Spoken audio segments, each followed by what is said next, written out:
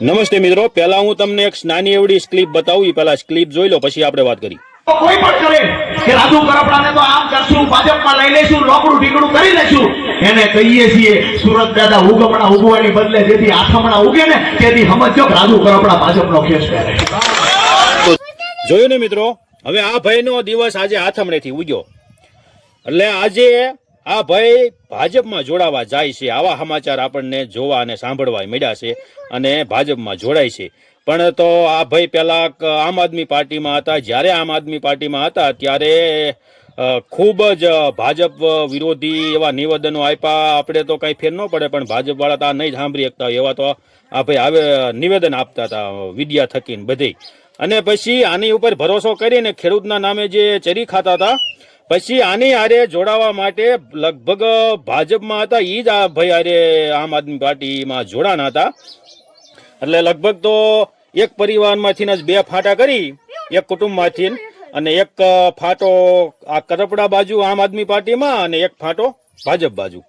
આવી રીતે કરી અને આ ભાઈ ખેડૂતના નામે આગળ હાંકે જ્યાં પોતાનું નામ બનાવી જ રાખ્યા. કોઈને કાંઈ ખબર પડી નહીં. બધાએ માન્યું કે રાજુભાઈ સાચા છે ને રાજુભાઈ આવા છે ને રાજુભાઈ તેવા છે. પણ આ ખબર ક્યારે પડી કે જ્યારે હળદર આપણે બોટાદ કાંડ થયું જેદી કરદા પ્રથાનું, એમાં પછી હળદરમાં એક સભા યોજવામાં આવી અને તેમાં પછી આ ભાઈની અટક કરવામાં આવી, નજરકેદ કરવામાં આવ્યા. અને પણ તોય છતાંય અહીંયા નહીં ને પોલીસને ચકમો દઈ અને આ પોતે હળદરમાં પહોંચી ગયા. અહીંયા પાછા એવી બણગા ઠોકે છે કે પોલીસ તો મને આખા સુનગરમાં ગોતે છે ને હું તો અહીંયા કણે સભા કરું છું, હું આમ કરું છું. અને પાછા એ વાંધો નહીં, પણ પોલીસ સામે કેવા નિવેદનો આપ્યા જાહેર ખેડૂત સામે કે કોઈ પોલીસ વાળાની કયાની એટલી બધી સત્તા છે કે રાજુભાઈને પકડી શકે ને આ રહ્યો હું ને આવો જેને વ્યાધ હોય મને પકડવા આવો ને રાજુભાઈને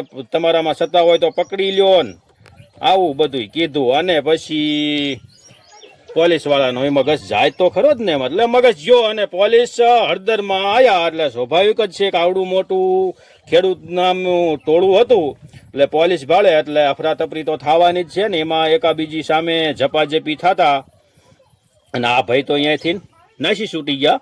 પણ પછી જે ખેડૂતો હતા તે પોતાની રીતે કંઈક ભાગ્યા ને કંઈક ઘરમાં ગયા. પણ પોલીસ વાળાએ પછી આ લોકો ઉપર લાઠીચાર્જ કર્યો ને એવો લાઠીચાર્જ કર્યો મિત્રો આપણે વિડીયામાં જોઈ ન હોય કે એવા ઢોર માર્યો નાનેથી મોટી તે બુજુગ સુધી એટલા બધા મારી અને તોડી નાખ્યા. એટલા બધા પોલીસ વાળાએ માર્યા. ને પછી 80-85 જણાને જેલ હવાલે કર્યા. જેલમાંથી બહાર આવ્યા ને જેલમાંથી બહાર આવ્યા હતા આમ આદમી પાર્ટીમાંથી રાજીનામું ભાઈ હશે ભાઈ જેનો મત રાજીનામું દઈ દીધું.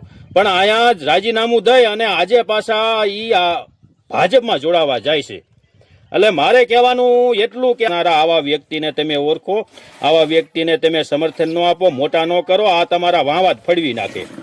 એટલું તમે બધા સમજી જ લેજો. કારણ કે જેદી આમ આદમી પાર્ટીમાં હતા અને જ્યારે પોલીસ સામે ઝપાઝપી તો આની કાયમ થતી જ હતી, પણ જ્યારે પછી લાઈવમાં આવે કે વિડીયો બનાવે એટલે પછી આપણે બધાને એવું સમજાવે કે પોલીસને એક લાફો મારવાની સત્તા નથી. તમને પોલીસ એક દંડો ન મારી કે જો દંડો મારે તો એના ઉપર આવી એફઆર થાય, એના ઉપર આવી એફઆર થાય. તો એલા ભાઈ આ હળદરમાં મારીને તોડી નાખ્યા બધાને. તો એ તો કેવા ઉભો ન રહ્યો આ ભાઈ કે ભાઈ આ અમારા ખેડૂત છે કે અમારે લાઠીચાર્જ કર્યો ને એટલા બધા માર્યા છે તો હાલો બધા આપણે જઈ અને હાઈકોર્ટમાં જઈ અને આ બધા પોલીસ વાળા વિરુદ્ધ આપણે ફરિયાદ દાખલ કરી. કારણ કે આને કેનારો હતો ભાઈ કે પોલીસનો કોઈ અધિકાર નથી કોઈને અશબ્દ બોલવાનો કે કોઈને મારવાનો અધિકાર નથી. જો એવું કરે તો એના ઉપર કાયદેસર રીતે ફરિયાદ થાય.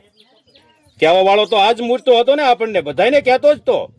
પણ આ ભાઈ કાંઈ ઉભા રહ્યા નહીં અને બધાને માર ખાધો બધાએ ખંજોરતા રહ્યા અને ઉપર જતા આ લોકોનો જે ખેડૂતે જ્યાં માર ખાધો ને એની ઉપર એક કેસ લટકાનો રહ્યો. ને આ ભાઈ હરવેક થઈ નિશાન નમી નીકળી અને આજ ભાજપમાં કરી જાય છે. એટલે આવા ચહેરાને મિત્રો તમે ઓળખો, આવા ચહેરાને તમે જે મોટા બનાવો ને એ આપણો ઉપયોગ કરી જાય. એટલે મને ખાલી દુઃખ એ વાતનું જ છે કે આ ભાઈ પોલીસના કાયદા અને આપણો જે કાયદો ભણાવતા ને પોલીસ સામે શું આપણે કરવું ને આવું બધું શીખવાડતા. આ ઢોરમાં જે આ હળદરની અંદર ખાધો એમાં ખાસ કરીને ઝાઝા તો આપણા કોળી સમાજના જ હતા. એમાં મારો સમાજ આ બધાએ મોટો કરવા વાળો વધારે હાથ ગણીને તો આપણો આ કોળી સમાજ છે. એટલે મને પીડા થાય છે કે આ ભાઈ આ માર ખાધો નહીં તેથી મારે જોવાતો નતો. અને આ ભાઈ રહ્યા ને જેલ બહાર નીકળીને પોલીસ વિરુદ્ધ એફઆઈઆર કરવાની બદલે આમ આદમી પાર્ટીમાંથી રાજીનામું દઈ દીધું અને આજે ભાજપમાં જોડાવા જાય છે. એટલે આ એક દુઃખની વાત છે આપણા બધાય માટે. અને માર ખાનારા આપણો જ સમાજ. એટલે તમે હવે શું આમાંથી કાઢી લીધું? માર ખાધો ને ઉપર લટકાનો તમારે કેસ, એટલે તારીખું ભર્યા રાખો.